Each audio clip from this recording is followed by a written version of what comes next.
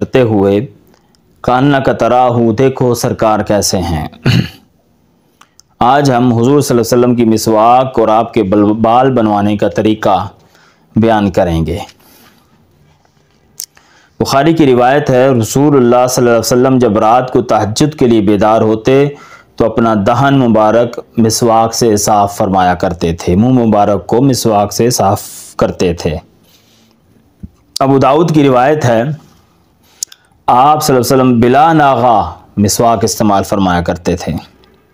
بخاری کی روایت ہے، رسول اللہ صلی اللہ علیہ وسلم نے فرمایا، اگر مجھے اپنی امت پر یا اپنے لوگوں کے مشقت میں پڑ جانے کا خیال نہ ہوتا تو میں انہیں ہر نماز کے ساتھ مسواک کرنے کا حکم دیتا۔ مسلم کی روایت ہے، حضرت انس بن مالک بیان کرتے ہیں کہ میں نے دیکھا کہ حجام آپ صلی اللہ علیہ وسلم کے سر انور کی حجامت بنا رہا تھا اور صحابہ کرام آپ کے ارد گرد طواف کر رہے تھے۔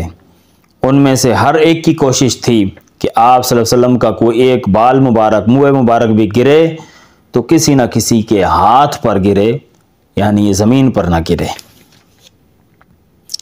ترمذی کی روایت ہے، حضور نبی اکرم صلی اللہ علیہ وسلم اپنی داڑھی مبارک کو لمبائی اور چوڑائی سے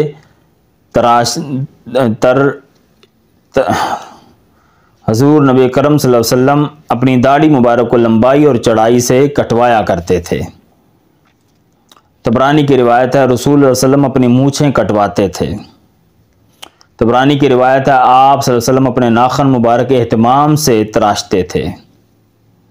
بخاری کی روایت ہے، رسول اللہ علیہ وسلم اپنی بغلیں اور زیر ناف بال بھی صاف فرمایا کرتے تھے۔